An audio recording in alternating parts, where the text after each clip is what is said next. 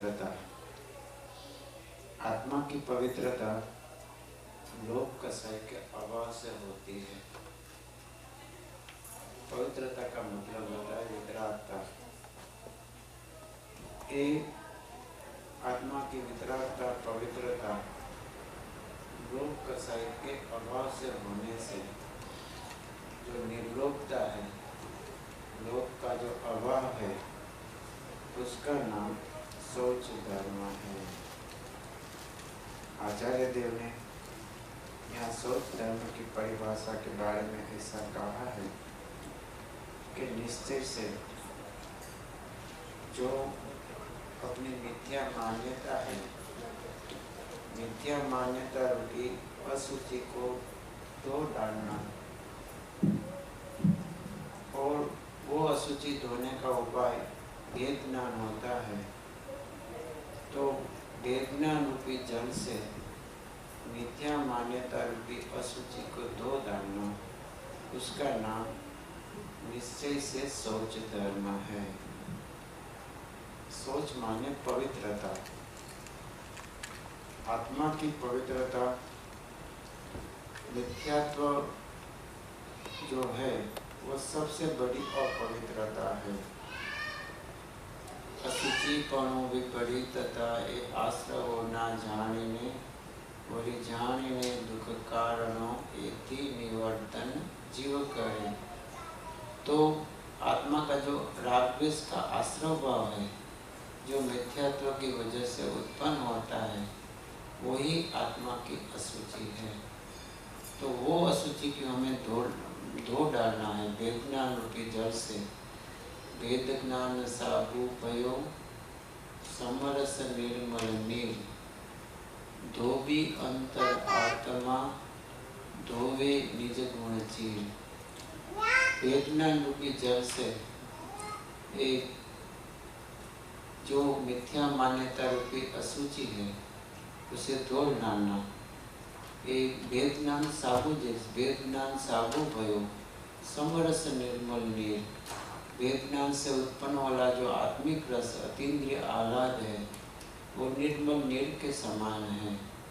धोबी अंतर आत्मा, आत्मा उसकी सहायता से धोवे निज गुण चील, अपने अनंत गुणों की जो अशुचि है और पवित्रता है, उसकी जो विकृति है, विभाव दशा है, मलिनता है, उसे धो डालता है। उसको नाम एक निश्चय से शौच धर्म है। और व्यवहार से एक शरीर को स्नान के द्वारा शुद्ध करना, वो व्यवहार से शौच धर्म कहने में आता है। और जो ये शौच धर्म के साथ उत्तम शब्द जुड़ा हुआ है, ये उत्तम शब्द सम्यक दर्शन का सूचक होता है। तो आत्मा की जो वास्तविक अशुचि है, वो पूरी तरह से जब तक लोभ कसाई का अभाव नहीं होता है, तब तक हमारी आत्मा की अशुचि दूर नहीं हो सकती है। शास्त्रों में ऐसा कहा है, लोभांत कसाय, लोभ जिसके अंत में है, ऐसा कसायों का अभाव हमें करना है। 10वें गुणस्थान के अंत तक संजलन लोभ का उदय बना रहता है। जब तक लोभ है, तब तक सभी प्रकार के कसाय मौजूद होते हैं। लोभ मिटने से सभी प्रकार के कसाय मिट जाता है। तो हमें ये लोभ मिटाना की आवश्यकता है। उत्तम शौच धर्म की आराधना निर्लोभता से हो सकती है। तो एक जो लोभ है, वो कैसे मिटा है? तो ये लोभ मिटाने के लिए एक शास्त्र में तो ऐसा कहा है, हमें पूजा में भी बोला, उत्तम शौच सब जग जाना, लोभ पाप को बाप बखाना, आशा पास महादुखदानी, सुख पावे संतोषी प्राणी। तो लोभ पाप को बाप बखाना, सभी पापों का मूल लोभ होता है। शास्त्र में ऐसा कहा है, लोभांत क्रोध प्रभवति, लोभात् काप प्रलायते, लोभात् मोहनाश्च, लोभ पापस्य कारणम्। कि लोभात् क्रोध प्रभवति, हमें जो क्रोध की उत्पत्ति होती है उसकी वजह भी लोभ होता है। और लोभात् काम प्रजायति, लोभ से काम वासना भी उत्पन्न होती है, वो काम वासना का पोषण करती है। और लोभात् मोहश्च नाश्च, लोभ थी मोह होता है, और मोह के कारण सभी चीज का, आत्मा के गुणों का नाश हो जाता है। इसलिए लोभ पापस्य कारणम, सभी प्रकार के पाप का कारण लोभ होता है। श्रीमद् ने तो ऐसा कहा है कि तुम्हें लोभ करना है तो लोभ करो, मगर पैसा खर्चने का लोभ मत करो, लोभ कसाई का लोभ करो। ये लोभ प्रत्येतो नाही लोभ स्वभावता, क्रोध प्रत्येतो वर्ते क्रोध स्वभावता, मान प्रत्येतो दीनपणानुमान जो, माया प्रत्यय माया साक्षी भावनी, लोभ नहीं लोभ प्रत्येतो नाही लोभ समान जो, अपूर्व अवसर एवो क्यारे आवसे। तुझे क्रोध ही करना है तो अपना क्रोध स्वभाव है, दुश्मन पर क्रोध मत करो, अपने क्रोध स्वभाव पर क्रोध करो। मान करना है तो अपनी जो कोई संयोगी पदार्थ है, धन दौलत है, शरीर का रूप है, ज्ञान है, तप है, शील है, उससे अपनी महत्ता मत समझो, पर अपना जो मार्दव गुण की प्रगटता है, अनंत गुणों की शुद्धि है, उससे अपनी महत्ता समझो।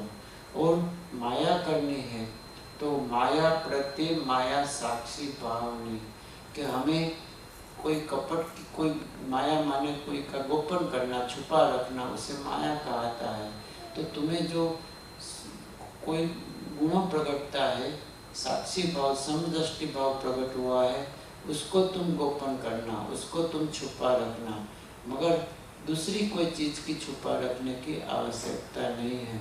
और लोभ ही करना है तो लोभ प्रत्यय तो ना ही लोभ समान जो, कि लोभ करने से, लोभ ही करना है तो लोभ कसाई का लोभ करो, धन खर्चने का लोभ मत करो, धन कम खर्चना ऐसा लोभ नहीं करना, मगर हमारे में लोभ कसाई की उत्पत्ति न होवे, कम होवे, इसी प्रकार का लोभ हमें करना चाहिए।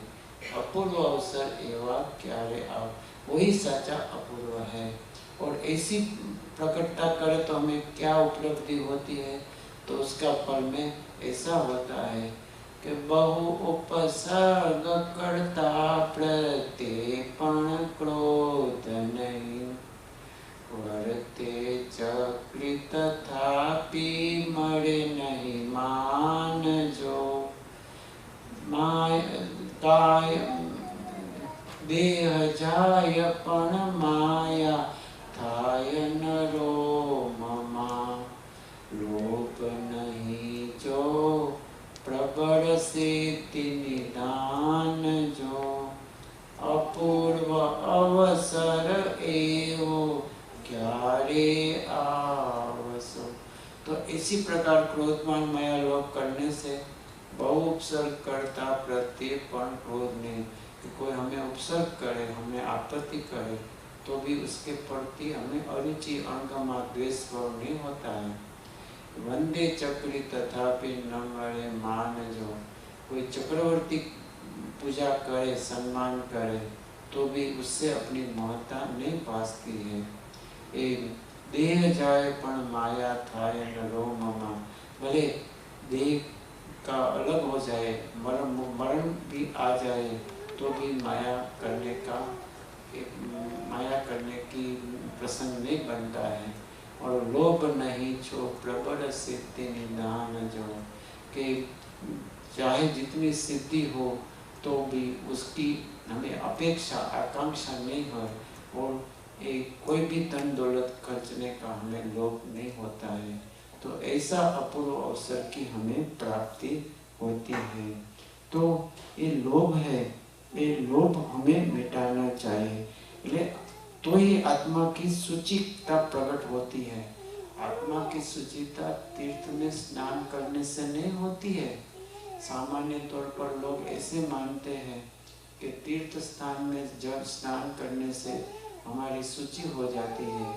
गंगा नदी है, समुद्र है, यहाँ आचार्य देव ऐसा कहते हैं, ऐसा श्लोक है कि गंगा सागर पुष्करादिषु सदा तीर्थेषु सर्वेष्वपि स्नात्यस्यापि न जायते तनुभृत प्रायो विशुद्धिपरा मिथ्यात्वादिमलिमसं यदि मनो बाहेति शुद्धोदके दोतं किं बहुसोऽपि शुद्ध्यति सुरा पूर्णो घटो। उसका मतलब ऐसा है कि गंगा नदी है, समुद्र है, पुष्कर सरोवर है, उसमें स्नान करने से आत्मा की पवित्रता नहीं मरती है।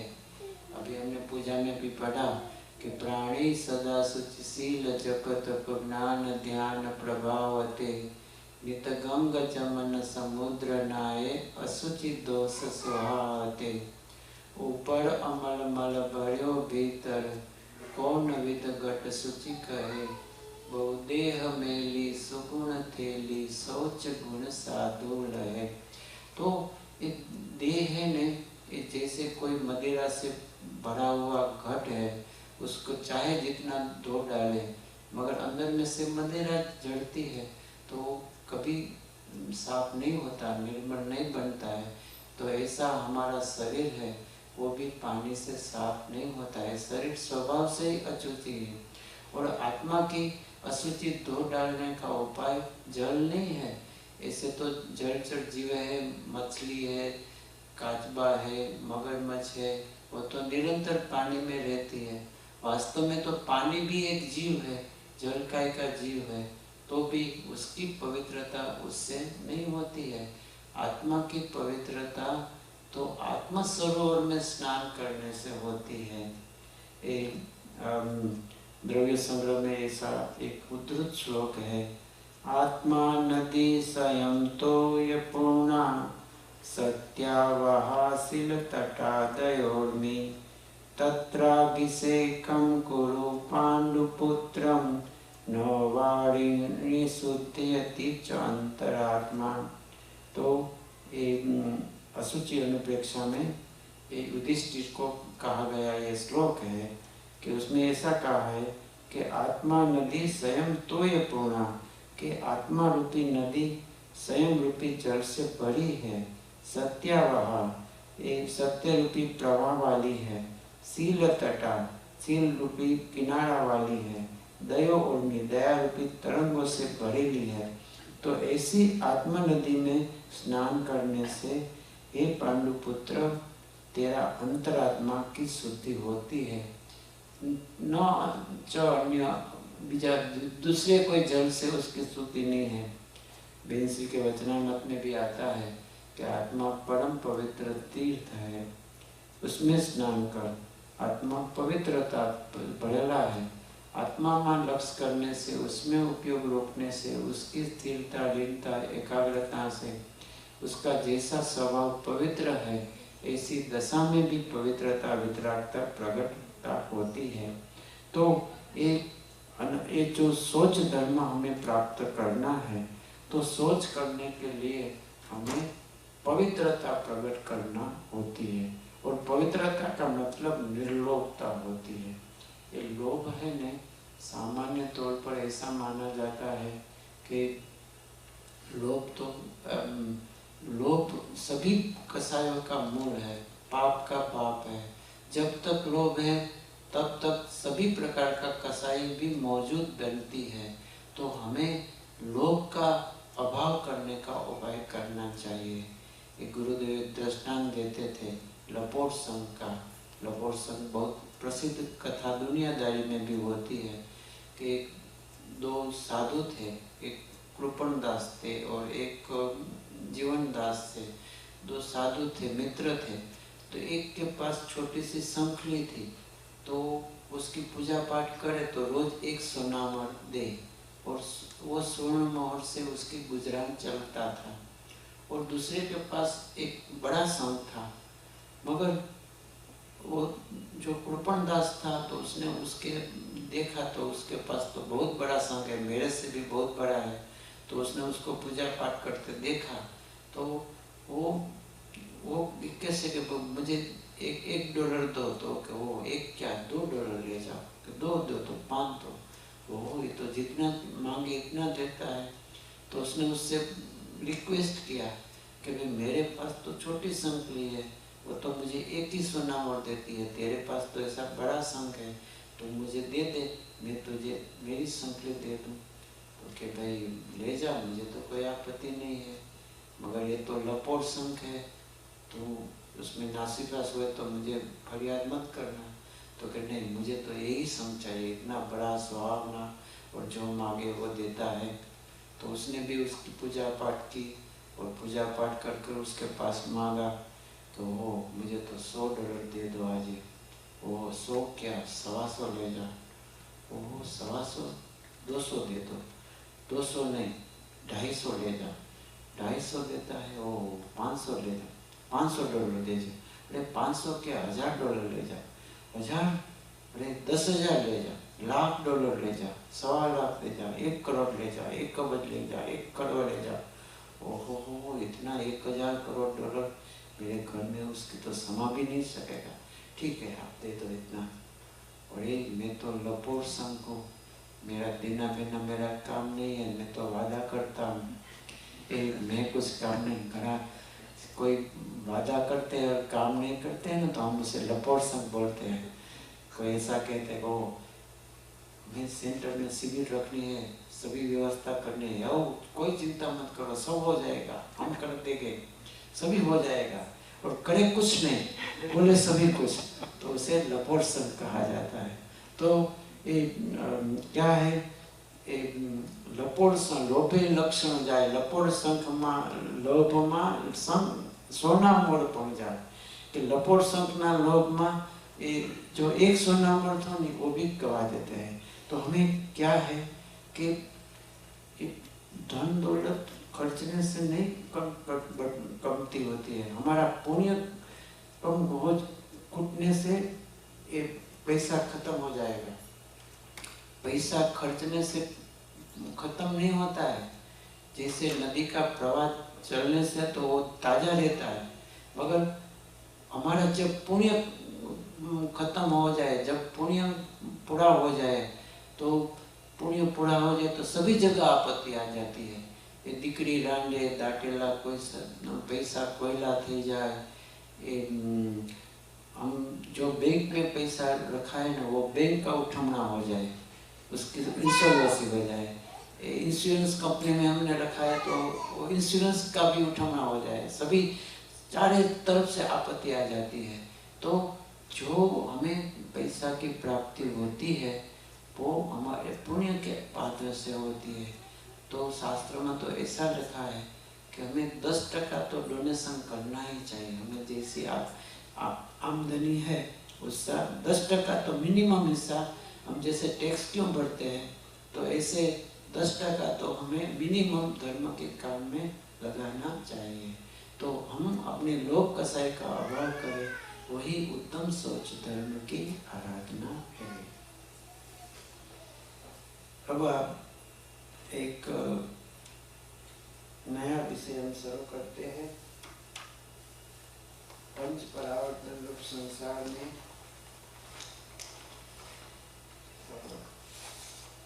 इसका पेम्फलेट है, किसी को देना है।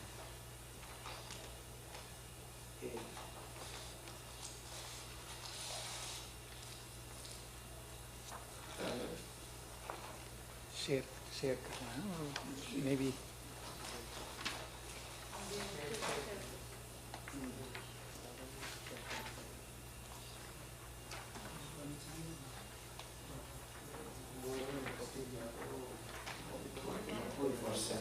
હું ઊભો થઈને કરું તો વાંધો નહીં ને, બેઠો બેઠો વરસાદ છે તો બેઠો બેઠો કરું.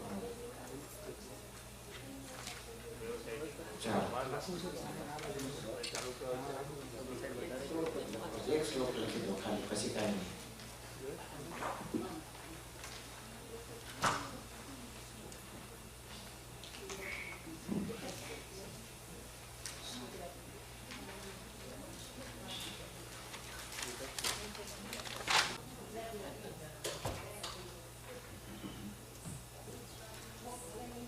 परावर्तन रूप संसार में मनुष्य जीवन की महत्ता.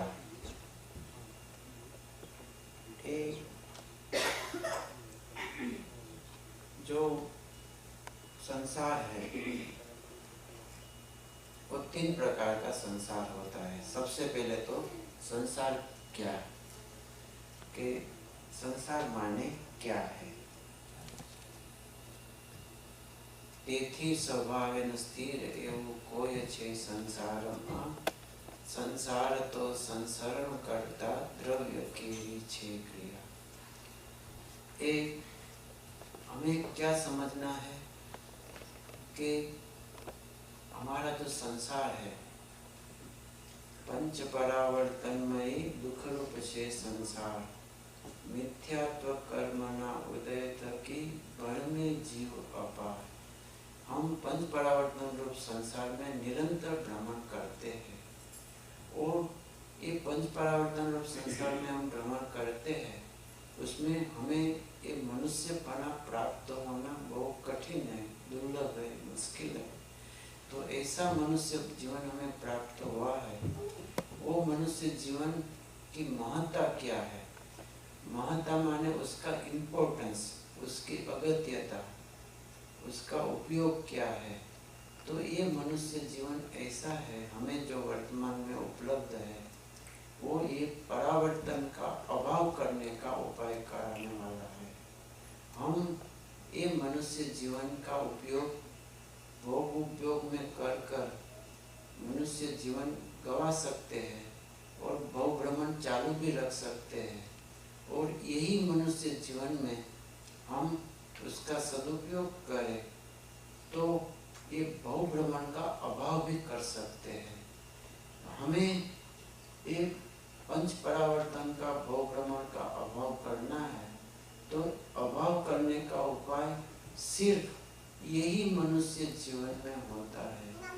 मनुष्य जीवन के अलावा दूसरा कोई जीवन में, कोई द्रव्य में, कोई क्षेत्र में, कोई काल में, कोई भाव में या भाव में, मनुष्य द्रव्य के बिना अन्य कोई द्रव्य में, मनुष्य क्षेत्र के बिना अन्य कोई क्षेत्र में, मनुष्य काल के बिना अन्य कोई काल में, मनुष्य के भाव के बिना अन्य कोई भाव में और मनुष्य के आत्महित के योग्य भाव के बिना अन्य कोई भाव में हम अपने आत्महित की प्राप्ति का उपाय नहीं कर पाते हैं. तो वर्तमान में हमें ऐसा अवसर प्राप्त हुआ है कि ये अवसर एक सुहावना है, स्वर्ण अवसर है. ये अवसर का हम सदुपयोग कर सके तो हम अनादि भव भ्रमण का अभाव, जो ये पंच परावर्तन है, उसका अभाव करने का हम उपाय कर पाते हैं. वो बात हमें समझनी है. वास्तव में पंच परावर्तन नहीं समझना है, मगर पंच परावर्तन में हमारे मनुष्य जीवन की जो महत्ता है वो किस प्रकार बनती है वो हमें समझना है. तो सबसे पहले ये संसार क्या चीज है. तो संसरण इति संसार, अपने स्वभाव से चूक जाना, स्वभाव से च्युत हो जाना, स्वभाव से छूट जाना, उसका नाम संसार है. स्त्री पुत्र परिवार संसार नहीं है. अपनी आत्मा की अशुद्ध दशा है कि जो दशा अपने स्वभाव से छूट गई है, स्वभाव से च्युत गई है, उसका नाम संसार है. जैसे कोई पक्षी है, एक जहाज में बैठा है और वो पक्षी जहाज से छूट जाता है और एक कोई जहाज का मेन पिलर है, कोई गहरा समुद्र में कोई स्टीमर जहाज चलता है, तो वो जहाज में कोई एक पक्षी बैठा हुआ है, तो एक पक्षी वहाँ से उड़े और उठकर वो चारों तरफ घूमे, तो वो घूमे तो उसे घूमना ही पड़ता है, क्योंकि कोई दूसरा जहाज नहीं है, टापू नहीं है, कोई किनारा नहीं है, कोई वृक्ष नहीं है, कोई दूसरा कोई आश्रय स्थान नहीं है। तो आश्रय स्थान नहीं होने से उसे निरंतर घूमना ही पड़ता है, जल्दी से घूमे या धीमे से घूमे, मगर उसे घूमना ही पड़ता है। उसका आश्रय का शरण का ठिकाना एकमात्र है कि ये जो जहाज का कुआ थंब है, मेन पिलर है, उस पर वो फिर वापस आकर बैठे तो उसे शांति, स्थिरता, शरण मिलता है, उसे आधार मिलता है, बाकी तो वो घूमना ही फिरना पड़ता है। तो ऐसा हमारा जो परिणति है, उपयोग है, हमारी अवस्था है, अपने स्वभाव से छूट जाए, अनादिकाल से छुटी हुई है, स्वभाव के आश्रय से नहीं है, तो स्वभाव से छुटी हुई अवस्था निरंतर घूमती फिरती है, तो वो अशुद्ध अवस्था कहा जाती है, जो पराधीन है, पराश्रित है, पर में प्रवर्तन करती है। तो ऐसी अशुद्ध अवस्था का नाम संसार है। आत्मा की शुद्ध अवस्था, उसका नाम मोक्ष है। मोक्ष कहो निध शुद्धता, जे पामे ते पंथ। आत्मा की शुद्धता वो मोक्ष है। कोई ऐसा कहे कि मोक्ष जाना है तो एक ज्ञान मार्ग से भी जा सकते, क्रिया मार्ग से भी जा सकते, भक्ति मार्ग से भी जा सकते, मगर आत्मा कोई जाने का ठिकाना नहीं है कि हमें सिद्ध लोक में पहुंचना है तो सिद्ध लोक में हम एरोप्लेन में बैठकर पहुंच पाएगा, हम एक स्टीमर में बैठकर पहुंच जाएगा। रोड मार्ग हमें इंडिया जाना है तो इंडिया हम हवाई जहाज से भी जा सकते हैं, हम समुद्र के मार्ग से भी जा सकते हैं। तो ऐसी चीज यहाँ नहीं है। आत्मा की शुद्धता वो मोक्ष है और शुद्धता का हमेशा एक ही प्रकार होता है, इसलिए मोक्ष का भी एक ही प्रकार है। एक होए तण काळमा परमार्थ नो पंथ, प्रेरे ते परमार्थ ने ते व्यवहार संबंध। આગળ જ્ઞાની થઈ ગયા વર્તમાનમાં હોય, થાશે કાળ ભવિષ્યમાં, માર્ગ ભેદ નહીં કોઈ। एक ही मार्ग होता है। श्रवणो जिनो तीर्थम करो, आ रीत सेवी मार्ग ने, सिद्धि वर्या नमो तेह ने, निर्वाण नाते मार्ग ने। तो ये आत्मा की शुद्धता प्रकट करने का उपाय सिर्फ मनुष्य जीवन में होता है, वो बात हमें समझनी है। कैसे है वो बात भी हम समझेंगे। तो यहाँ क्या करना है कि जो आत्मा की अशुद्ध अवस्था है उसका नाम मोक्ष असंसार है। जो हमारी पलटती हुई परिणति है, अस्थिरता है, उसका नाम संसार है। तेथी स्वभाव स्थिर एवं न कोय छे संसार में, संसार तो संसरण करता द्रव्य केरी छे क्रिया। तो अपने स्वभाव से छूटकर जो निरंतर अलग अलग प्रकार से अलग विसर्गसपने घूमती फिरती है, पलटती है, ऐसी आत्मा की परिणति का नाम संसार है। और ऐसी अवस्था में स्त्री पुत्र परिवार का निमित्त होने से उसे व्यवहार से, आरोप से संसार कहा जाता है। वास्तव में निश्चय से संसार तो अपनी खुद की अवस्था है, अपने में है, बाहर में संसार नहीं है। ठीक है। और एक नेक्स्ट, तो ये जो संसार है वो 3 प्रकार का है। जो ये संसार है ने एक घूमते फिरते चक्र के समान है। हमारा संसार एक चक्र के समान है, एक पलटने वाला है, पलटने वाली चीज है। जो पलटता है ने उसे चक्र कहा जाता है, साइकिल कहा जाती है। एक जो व्हील है, पेड़ा है, जो घूमता फिरता है ना तो उसे चक्र कहा जाता है, घूमता नहीं है तो उसे व्हील कहा जाता है। मगर ये हमारा संसार घूमने फिरने वाली एक आत्मा की अवस्था है। तो घूमना फिरना उसे चक्र कहा जाता है। तो हमें जो घूमना फिरना है ना, वो 3 प्रकार से होता है। कोई भी चीज़ का घूमना फिरना, उसकी जो साइकिल है, चक्र है, वो 3 प्रकार से होता है। एक तो कैसा होता है कि अपनी धरी के आसपास परिभ्रमण करना, जिसे हमें धरी भ्रमण अथवा परिभ्रमण कहता है। जैसे कोई व्हील है ना, साइकिल है, हमारी मोटर है, तो उसकी जो धरी है, धरी को क्या कहते हैं हिंदी में, तो वो धरी के आसपास वो घूमती फिरती है ना, तो उसे धरी भ्रमण अथवा तो परिक्रमण ऐसा कहा जाता है। अंग्रेजी में उसे रोटेशन कहा जाता है। ठीक है, तो उसका रोटेशन होता है ना, जैसा पंखा है, ये पंखा तो अपनी धरी के आसपास घूमता है। तो एक साइकिल, एक चक्र का इस प्रकार होता है, एक प्रकार रोटेशन। तो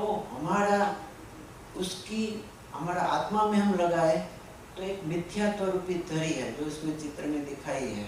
मिथ्यात्व रूपी धरी, मिथ्या दर्शन, मिथ्या ज्ञान, मिथ्या चारित्र। तो वो मिथ्या रूपी धरी के आसपास हम एक जन्म मरण रूपी, हमारी 84 लाख योनि में जन्म मरण बना रहता है। तो हमारा संसार का एक प्रकार जन्म मरण रूप संसार है। एक रोटेशन का प्रकार है कि हम मिथ्यात्व रूपी धरी के वजह, उसके कारण निरंतर जन्म मरण करते हैं। पुनः अपि जन्म, पुनः अपि मरणम, पुनः अपि जननी जठरे शयनम। तो एक जन्म के बाद बीजा, बीजा के बाद तीसरा, ऐसा अनंत जन्म मरण निरंतर चला रहता है। ऐसा 84 लाख योनि में जो हमारा जन्म मरण बना रहता है, उसका नाम जन्म मरण रूप संसार है। तो हमारा एक संसार का नाम, संसार का 3 प्रकार है। तो एक जन्म मरण रूप, जैसे एक साइकिल है, चक्र है, उसका भ्रमण 3 प्रकार से होता है। एक तो रोटेशन होता है, दूसरा रिवोल्यूशन होता है, और तीसरा रिफ्लेक्शन होता है। तो ये दूसरा क्या है कि रिवोल्यूशन, कि अपने सेंटर के आसपास घूमना फिरना। जैसे सूरज है, चांद है, ग्रह नक्षत्र, ये सभी है ना, ये अपने सेंटर के आसपास घूमते फिरते हैं।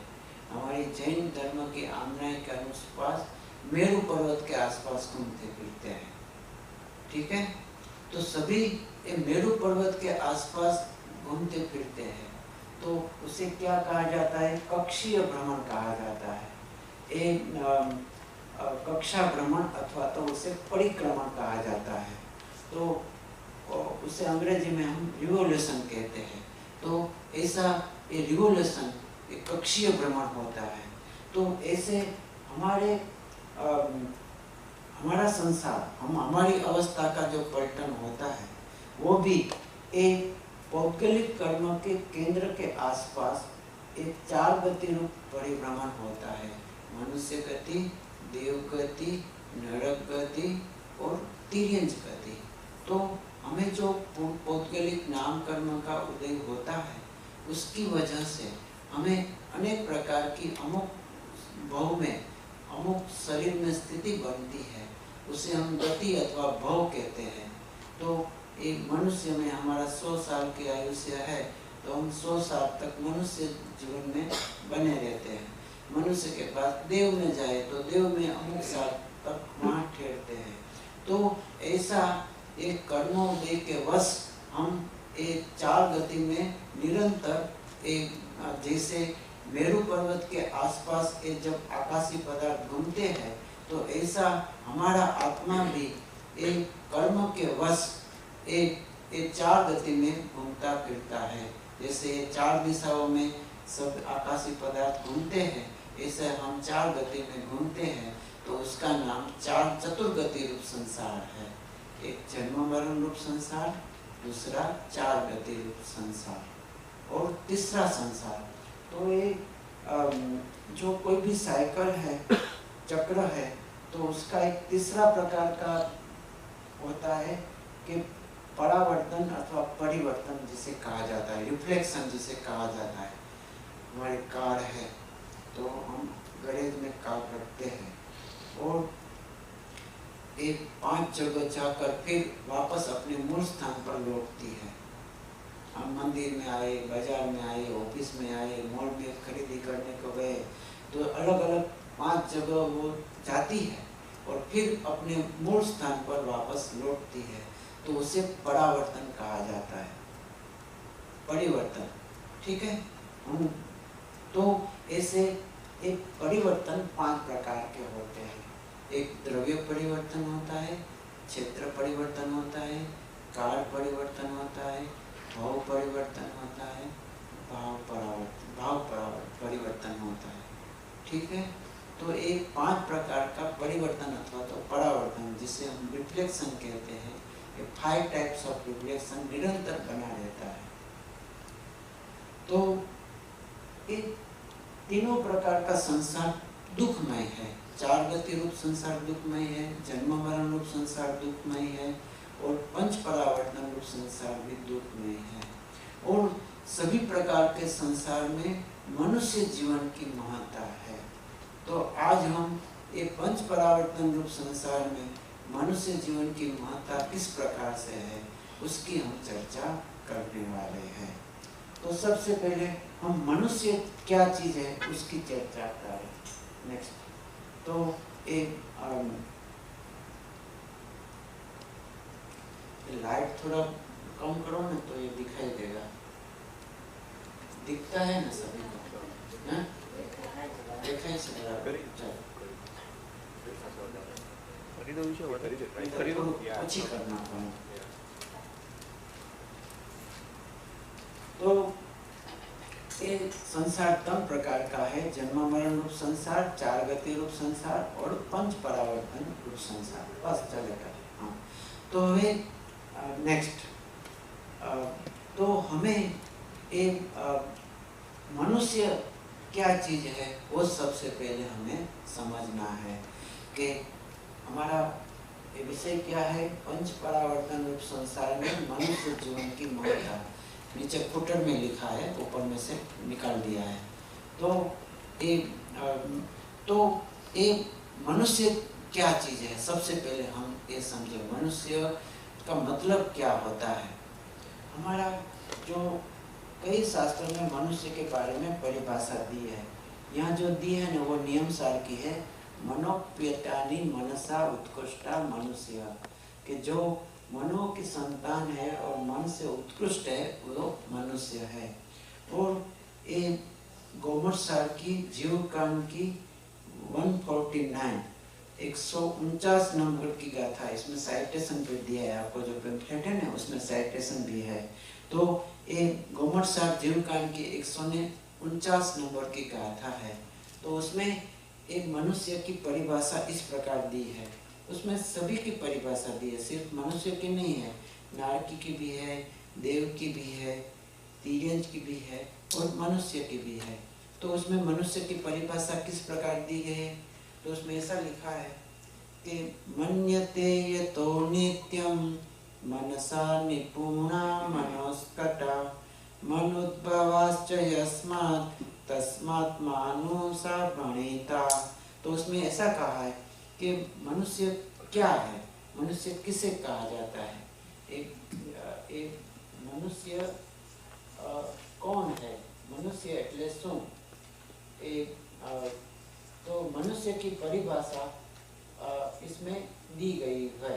तो इस श्लोक में आचार्य देव ने 4 प्रकार से मनुष्य की परिभाषा दी गई है। सबसे पहले हमें तो ये क्या समझना है, हमें ये समझना है कि आचार्य देव ने जो तिर्यंज की परिभाषा दी है, देव की परिभाषा दी है, नारकी की परिभाषा दी है, किसी की परिभाषा में आत्महित की योग्यता नहीं दर्शाई है, मगर सिर्फ मनुष्य की परिभाषा इस प्रकार दी गई है कि उसमें ये चारों प्रकार की परिभाषाओं में सभी की 4 प्रकार से परिभाषा दी गई है, मगर कोई में आत्महित की योग्यता की बात नहीं कही गई है। सिर्फ एक मनुष्य जीव ऐसा है कि उसमें आत्महित की योग्यता है। ये परावर्तन का अभाव करना है, परावर्तन में से बाहर निकलना है, तो उसकी गुंजाइश सिर्फ मनुष्य जीवन में होती है। वो बात आचार्य देव ने इस गाथा में बताई है। तो उसमें इसने क्या कहा है कि मनुद्भवाश्च, मनुष्य किसे कहा जाता है कि जो मनुओं से उत्पन्न हुआ है, मनुओं की संतान है। हमारा जो फोर फादर्स है, हमारा वड़वा, वो मनु है। मनु का क्या मतलब होता है? उसे कुलकर भी कहा जाता है, मनु भी कहा जाता है। मनु माने क्या?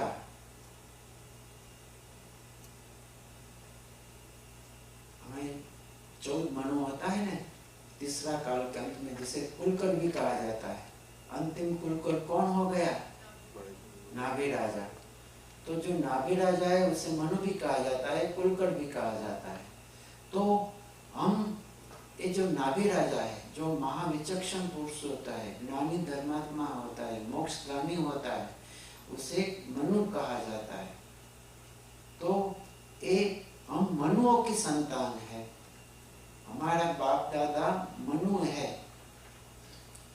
एक नाभि राजा, ऋषभदेव भगवान, भरत चक्रवर्ती, उसकी परंपरा से हम पैदा हुए हैं। तो जो महाविचक्षण ज्ञानी धर्मात्मा मोक्षगामी महात्मा, उसकी हम संतान है। तो उसकी संतान होने से हम भी उसके जैसा, उसकी हम आवृत्ति है, हम उसकी एक छोटी रूप है। तो उसके जैसा कार्य करने की हमारे में गुंजाइश है। हमारा बाप दादा भाई नगर सेठ थे, तो हम भी बहुत बड़े हैं, तो हम ऐसा कहते हैं ना, पराग ऐसा कहते हैं। तो इसी प्रकार ये हम कौन के पुत्र हैं? तो हम मनुओं की संतान है। मनुओं की संतान होने से हमें मनुष्य कहा जाता है। ठीक है, तो ये बात भी हमारे में आत्महित की योग्यता दर्शाती है।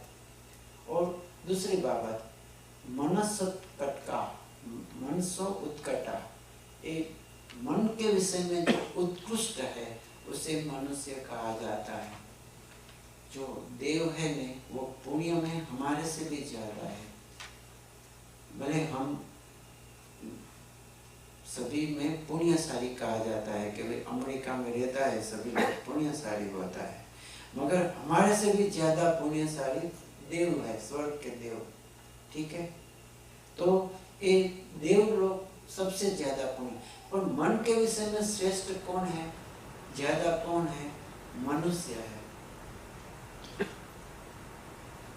जो पशु है वो उस पर बड़े बड़े हाथी है, सिंह है, तो उस पर राज्य करने वाला भी मनुष्य है। तो मन के विषय में, मन का विषय जिसे समझ शक्ति की श्रेष्ठता, उसे मन का विषय कहा जाता है। श्रीमद् राजचंद्र है ना, उसने मोक्षमाला में एक पाठ लिखा है, मनुष्य देह, 6वां नंबर का पाठ है, उसका नाम मनुष्य देह है। तो उसमें ऐसा लिखा है कि मनुष्य में मन के विषय की समझ शक्ति की सर्वोत्कृष्टता बनती है। और ये समझ शक्ति की सर्वोत्कृष्टता है और विवेक बुद्धि की पूर्णता ही होती है। इससे मोक्ष के राजमार्ग में प्रवेश पाना सरल हो जाता है। मोक्ष के राजमार्ग में प्रवेश पा सकते हैं, दूसरे कोई जीव नहीं पा सकते, मगर मनुष्य पा सकते हैं। क्यों पा सकते हैं? कि हमें अपना आत्महित करनी है, तो उसमें किसकी आवश्यकता होती है? समझ शक्ति की आवश्यकता होती है। असंगी प्राणी आत्महित नहीं कर सकता है। जो मन रहित है, असंगी, ये वनस्पति है, ये विकल्पत्रय जीव है, तो जो असंगी प्राणी है उसे सम्यक दर्शन हो सकता है।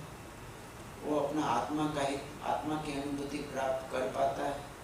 नहीं कर सकता है, क्योंकि हमें वो स्वपर का वेदनान करे, स्वरूप की समझ करे, अपनी आत्मा की पहचान पाए, तो मन के माध्यम से ही होती है।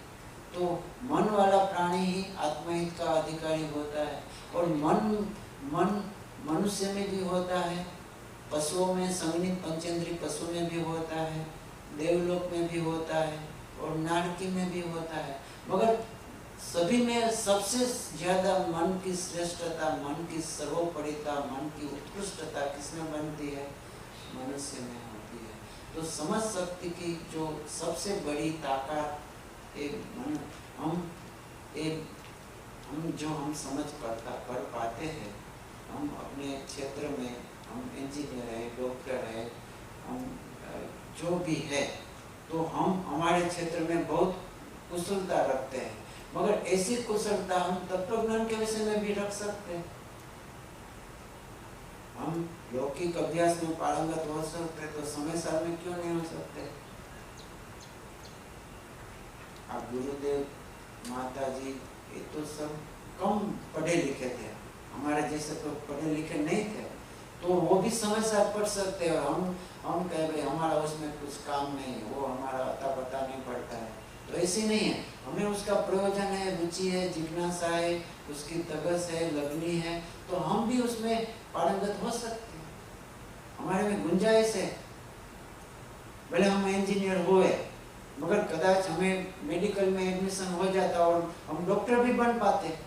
भले हम डॉक्टर नहीं है, मगर डॉक्टर बनने की लायकात हमारे में है न, प्रगट रूप नहीं है मगर शक्ति रूप तो होती है न।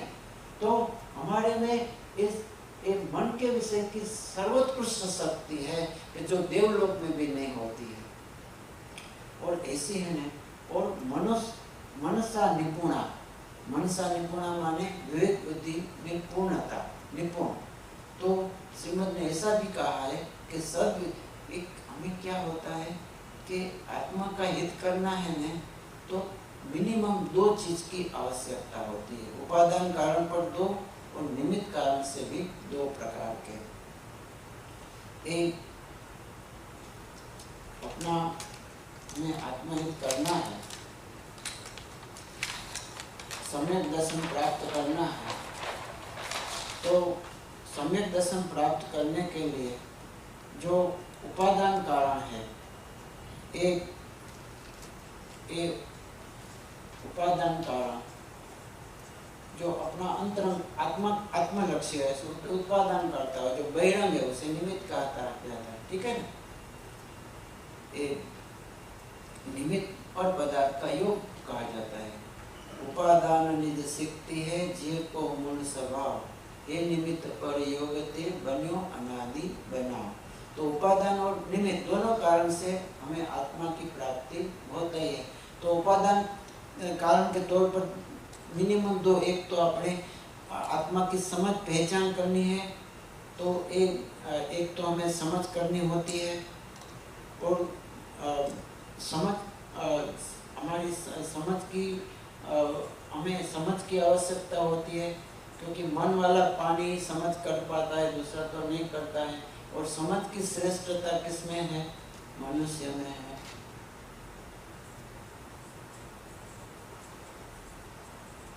और दूसरी बात, सिर्फ समझ शक्ति से काम नहीं चलेगा, हमें विवेक भी करना होगा, स्वपर का भेद ज्ञान करना होगा। यही उपादेय समझना। विवेक माने जो हम डिस्क्रिमिनेशन कर पाए, हम भला बुरा की समझ पहचान पाए, उसे विवेक कहा जाता है।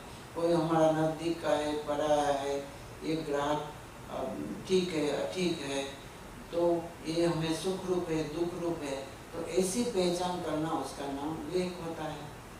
तो हमें स्वपर का भेद ज्ञान करना होता है, उसका नाम विवेक है। तो हमें आत्मा की पहचान करने के बाद स्वपर का विवेक, स्वपर का भेद ज्ञान भी करना पड़ता है, वो हमारी विवेक बुद्धि कहा जाती है। और सद्विवेक की पूर्णता भी मनुष्य जीवन में बनती है। श्रीमद ने भी ऐसा लिखा है, और आचार्य देव ने भी ऐसा मनसा निपुणा ऐसा कहा है। तो एक विवेक बुद्धि की पूर्णता भी किसमें है? तो ये विवेक की पूर्णता वो भी मनुष्यपना में बनती है।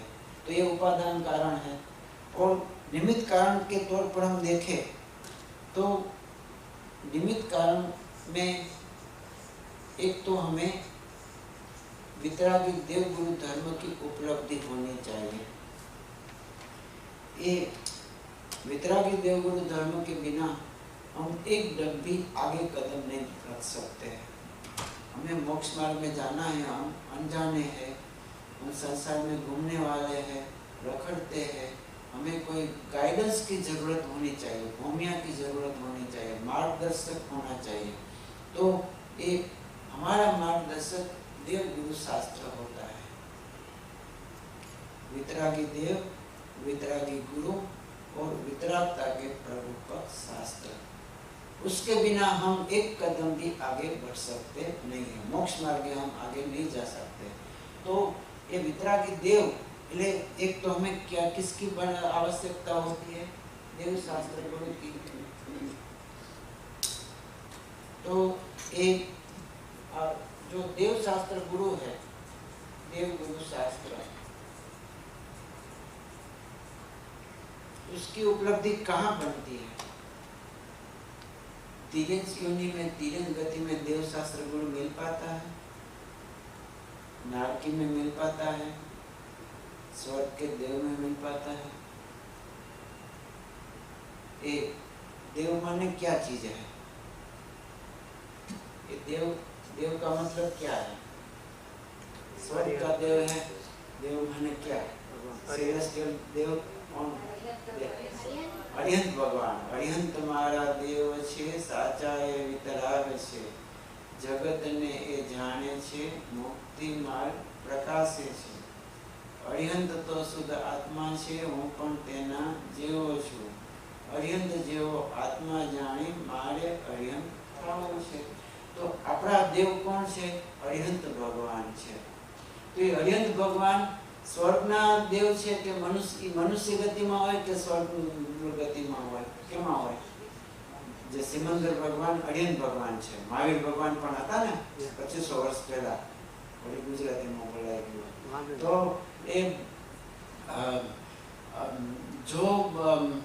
એ जो सिमंदर भगवान है, तो इस जो वर्तमान में भी विराजमान है, विराजमान है, तो ये मनुष्य देव की उपलब्धि कहाँ बनती है?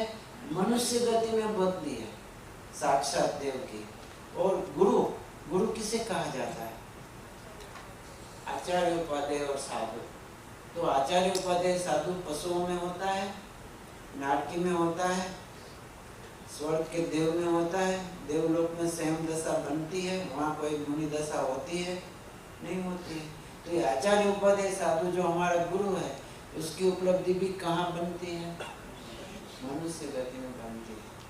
और शास्त्र जो देव का उपदेश है, देव की दिव्य ध्वनि है, गुरु का उपदेश है, और उसके माध्यम से जो लिपिबद्ध रचना है, उसे भी शास्त्र कहा जाता है। तो भगवान की ओम ध्वनि भी शास्त्र है। हम जिनवाणी की पूजा करते हैं ना, जिनवाणी का अर्थ बोलते हैं, तो जिनवाणी में मुख्य तौर पर तो भगवान की ओम ध्वनि होती है, और उससे 12 अंग की रचना होती है।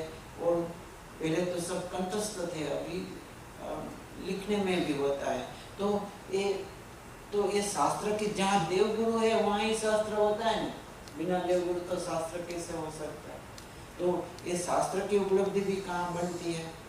मनुष्य जीवन में होती है। तो आप ऐसा कहेंगे कि भाई, और दूसरी चीज क्या है कि एक तो देव शास्त्र गुरु की उपलब्धि होनी चाहिए, और एक दूसरा, एक सम्यक दर्शन करने के लिए देशना लब्धि का नियम है।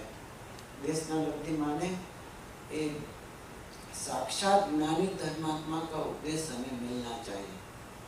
हमारा सम्यक दर्शन 2 प्रकार का होता है, एक निसर्गत सम्यक दर्शन, दूसरा अधिगमत सम्यक दर्शन। अधिगमत सम्यक दर्शन में वर्तमान में ही हमें ज्ञानी की देशना का निमित्त पाना बनता है, और निसर्गत सम्यक दर्शन में भले वर्तमान में दर्शना न हो, मगर पूर्व की देशना भी काम कर सकती है। तो एक ज्ञानी की देशना तो हमें मिलनी ही चाहिए। ज्योत से ज्योत प्रकटता है, अज्ञानी के उपदेश से हम अपना आत्महित नहीं पाट सकते। जो ज्ञानी है उसके उपदेश से ही वही हमें असर करता है। एक दूसरा अज्ञानी का उपदेश असर नहीं कर पाता है। तो हमें एक ज्ञानी का साक्षात उपदेश तो मिलना ही चाहिए। ठीक है, तो वो ज्ञानी की देशना कहाँ मिलेगी? तो वो भी एक देशना लब्धि, तो वो भी यहाँ देवगुरु की उपस्थिति होने से एक और सम्यक दृष्टि धर्मात्मा भी एक उसका उपदेश भी देशना बन सकती है। तो वो हमें वो भी हमें वर्तमान में उपलब्ध है। ठीक है, गुरुदेव है, बेंश्री है, वो सम्यक दृष्टि धर्मात्मा है, तो उसका उपदेश भी हमने सुना है, तो देशना भी हमें प्राप्त हुई है। तो यहाँ क्या तात्पर्य है कि जो सम्यक दर्शन के कारण जो चीजों की आवश्यकता है वो सभी हमें प्राप्त है, मौजूद है। जो कुछ कमी है हमारे पुरुषार्थ की कमी होती है। तो यहाँ प्रश्न ऐसा हो सकता है, ने प्रश्न नहीं किया है मगर मैं ही उठाता हूँ, नहीं तो वो तो पूछता। तो कि भाई आप कैसे कहते हो कि सम्यक दर्शन एक मनुष्य अधिकारी है, मगर देवलोक में भी सम्यक दर्शन होता है, पशुओं में भी होता है, नरक में भी होता है, तो ये ऐसा क्यों कहा गया है?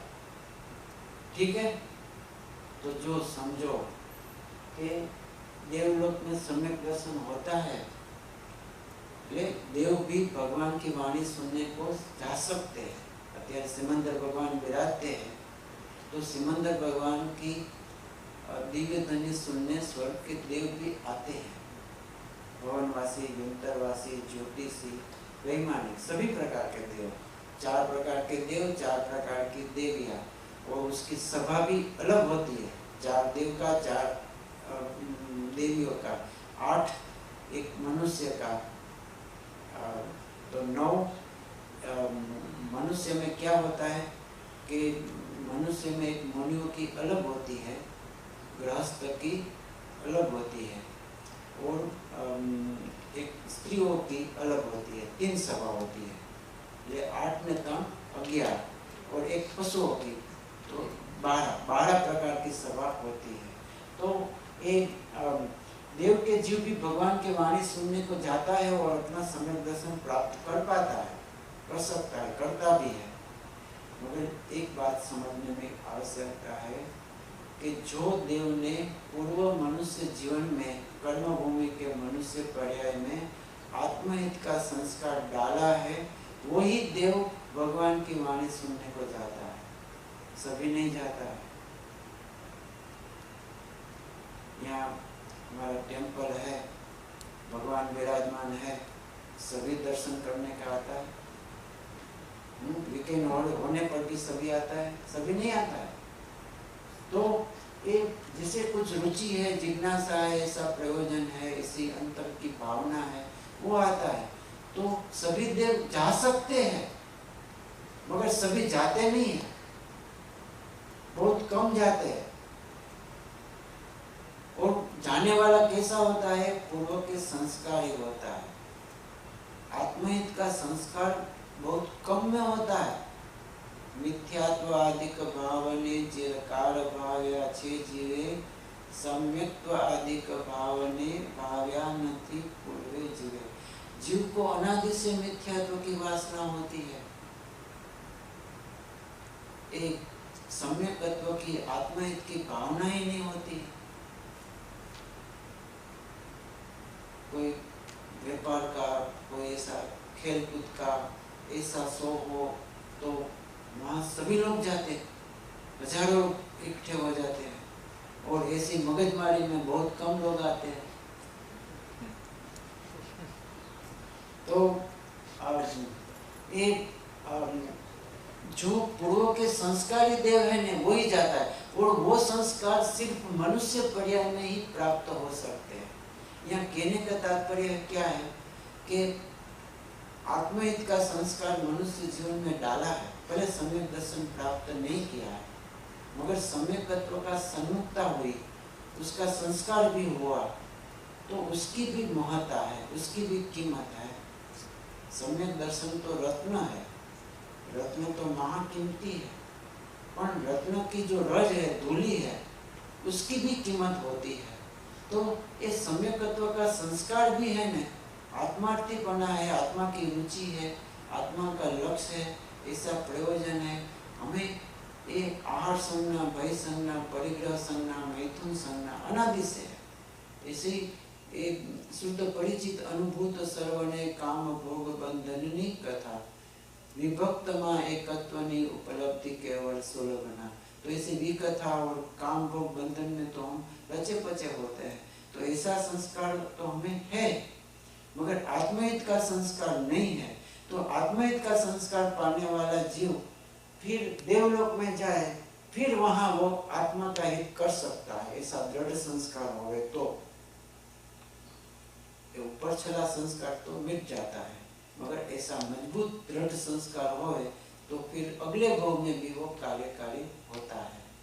और वो पशु में जाए तो भी समय महावीर भगवान को पशु के, सिंह के भोग में सम्यक दर्शन हुआ, पार्श्वनाथ भगवान को हाथी के भोग में सम्यक दर्शन हुआ, मगर वो पहला सम्यक दर्शन नहीं था।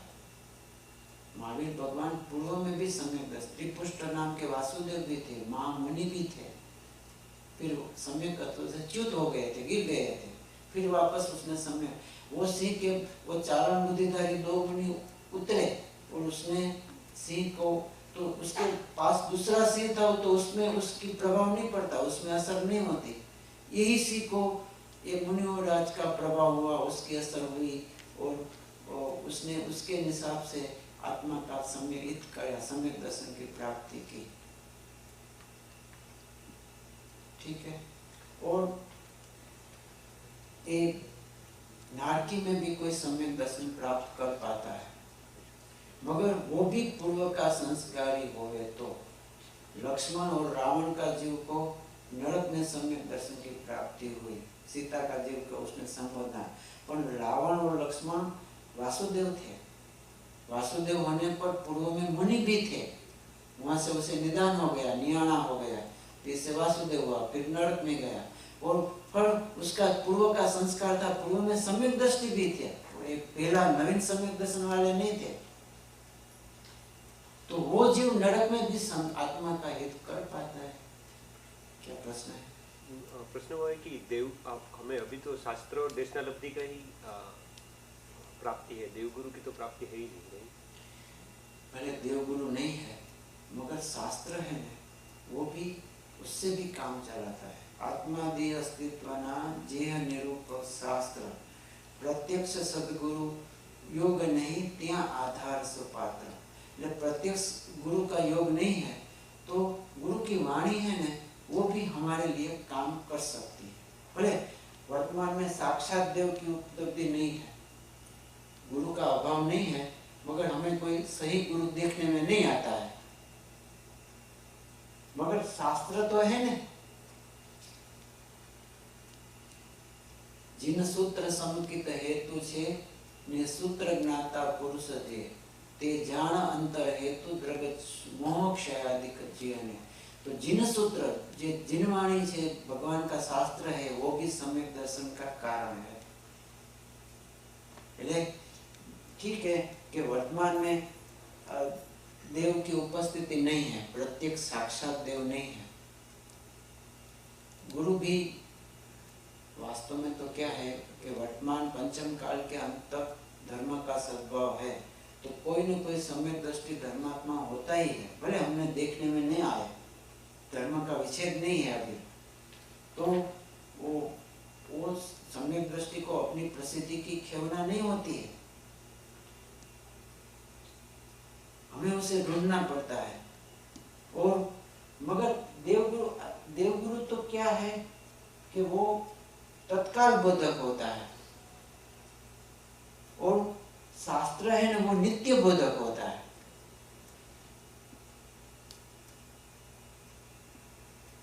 भगवान की वाणी 3 समय उसके समय पर खिलती है ना।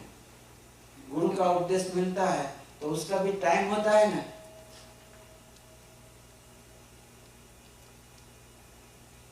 कि कोई भी समय हमें, कोई भी स्थल में, कोई भी क्षेत्र में, कोई भी जगह हम उसे टेलीफोन करके भाई संपर्क करे रात 12 बजे के भाई ये क्या है।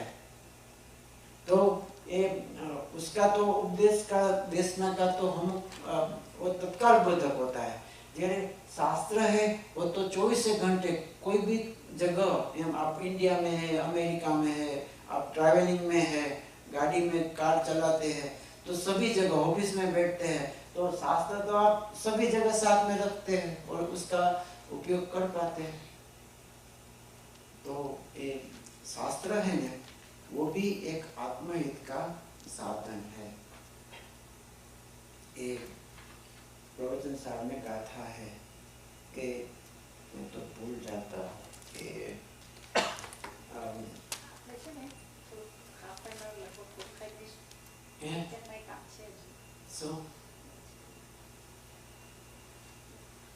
एक आप आटो भी पूरा कर लिया हो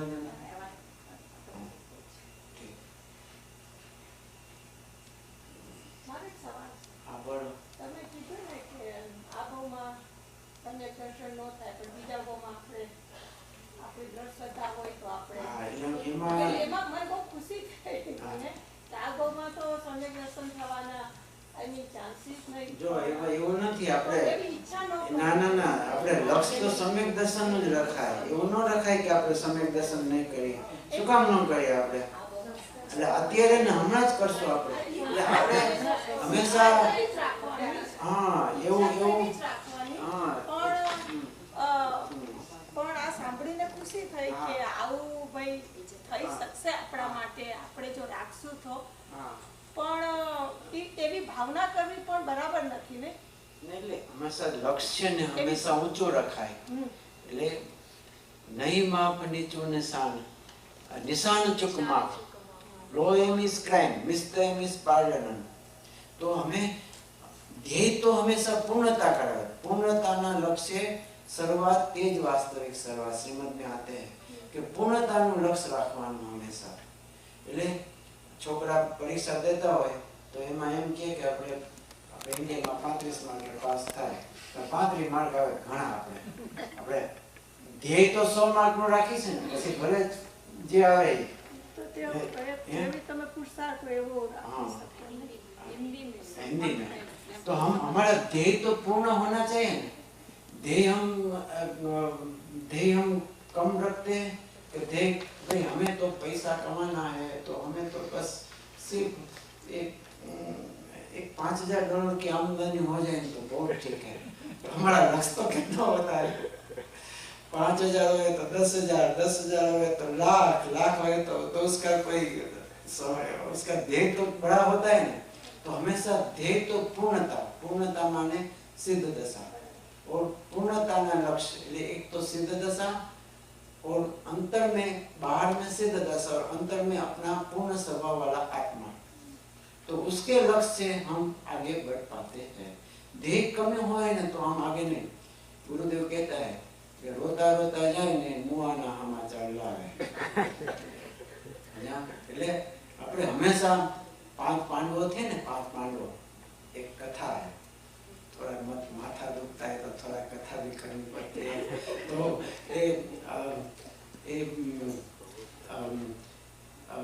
तो वो युधिष्ठिर गए, वो दुश्मन को हराने का, वो दुश्मन का नाम भी भूल गया मैं। तो वो भीम गया, अर्जुन गया, सभी लौट कर पाछा आ गया, सभी सब गया तो उसको जिता न सका, उसे हरा नहीं पाया, उसे जीत न पाया। फिर कृष्ण गया, कृष्ण गया तो उसने दुश्मन ने कहा कि मेरी ही जीत होगी, तेरा नहीं। ऐसा उसने 5 जन्य शंख फूका, ऐसा प्रकार किया। मतलब उसने क्या, पहला भीम ने क्या बोला, कहा हूं नहीं, का तू नहीं, एम का मैं या तू, एम का हूं नहीं, का तू नहीं। आज तो तारो निकंदन ज काढવું છે, તારો ખાત્મો બોલાવી નાખો છે, કેમો કરી નાખો છે। એટલે फिर उसने क्या, कृष्ण ने क्या कहा, मैं ही, ते नहीं है, मैं ही जीतूंगा। तो इतना विल पावर से उसने ऐसा दृढ़ प्रत्यय भाव बताया तो दुश्मन भाग गया, बिना लड़ाई किए, युद्ध किए बिना वो जीत उसे हरा दिया। तो यहाँ कहना क्या तात्पर्य क्या है, हम ऐसा कहेंगे ओहो हमें तो सम्यक दर्शन तो क्या होगा, थोड़ा उसका संस्कार पड़े तो भी ठीक है, ऐसा नहीं रखना। हाँ नहीं, तुम्हारी भावना तो बहुत अच्छी है।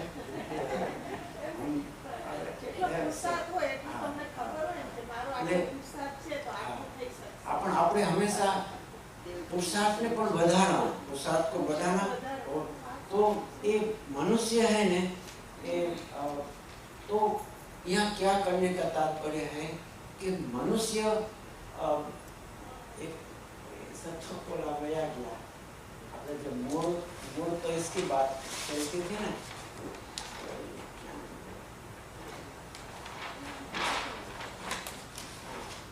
तो एक मनुद्भवास, मनसोत्कटा, और चौथी परिभाषा क्या है, मन्य तो ये तो नित्यम, जो अपने जाननार को जान सकता है, देखनार को देख पाता है, उसका नाम मनुष्य है। तो उसका मतलब क्या हुआ कि आत्महित की गुंजाइश सिर्फ मनुष्य में है। आत्महित के संस्कार के लेकर सिद्ध दशा तक सभी चीज मनुष्य में उपलब्ध है, और सिद्ध दशा सिर्फ मनुष्य में ही होती है, और आत्महित का संस्कार भी सिर्फ मनुष्य दशा में होता है। केवल ज्ञान और मोक्ष किसमें होता है? सम्यक दर्शन तो देव में भी होता है, नरक में भी होता है, पशु में भी होता है, मगर केवल ज्ञान और मोक्ष दशा पशु में होता है, देवलोक में होती है, नरक में होती है, सिर्फ मनुष्य में। और जो इनिशियल से प्रारंभ से पूर्ण था, तो हमें आत्महित का संस्कार डालना है ना, तो वो संस्कार डालने के लिए भी मनुष्य पर्याय की उपस्थिति होनी चाहिए। दूसरे कोई भाव में आत्महित का नया संस्कार हम नहीं डाल पाएंगे, क्योंकि उसमें इसकी उपलब्धि नहीं है। जो समझ की श्रेष्ठता, विवेक की पूर्णता, देव गुरु शास्त्र और देश ना लगती, उपादान कारण और निमित्त कारण। तो हम मानो जीरो है, ठीक है, हम आत्महित का संस्कार भी नहीं है, हम साव एकड़ियाથી શરૂઆત કરવી છે। આપણે કઈ ચીજ નહીં ને સાવ પહેલેથી જ આપણે प्रारंभ करવો છે, हम पहले से ही उसकी शुरुआत करनी है। तो ये मनुष्य जीवन में हो सकता है। हम कहेंगे भाई हम तो स्वर्ग के देवलोक में जाएंगे, फिर वहां से हम भगवान की वाणी सुनने जाएंगे, मगर अभी संस्कार नहीं है तो वहां नहीं जाएंगे, और जाएंगे न तो भी क्या होता है, कोई कच्चा पक्का संस्कार वाला जीव होता है ना, वो जाता है, मगर जाता है तो वो समस्या में 8 भूमि होती है, तो 8 भूमि फिल्ट्रेशन का काम करती है। तो एक खातिका भूमि होती है, चैत्य प्रसाद भूमि होती है, कल्पवृक्ष होती है, स्तूप भूमि होती है, ध्वजा भूमि होती है, उपवन भूमि होती है। तो वो एक दूसरे से चढ़ियाती होती है, उत्तरोत्तर उसकी शोभा एकदम। तो उसमें नाट्यशाला होते हैं, तो बीच बीच में जीव रुक जाता है, और श्रीमंडप भूमि जो भगवान की वाणी जहाँ सुनने मिलती है वहाँ तक नहीं पहुँच पाता है। अभव्य जीव तो बीच में एक स्तूप होता है, वो वहाँ रुक जाता है। तो सभी जीव वो एक भगवान का जो समोसन होता है, अचिंत्य भव्य ने देवी रत्नो ना आरसा समो जिन्नु ए समोसर्ण 12 योजन व्यासनु। ये 12 योजन व्यास में भगवान का समोसन बहुत बड़ा होता है।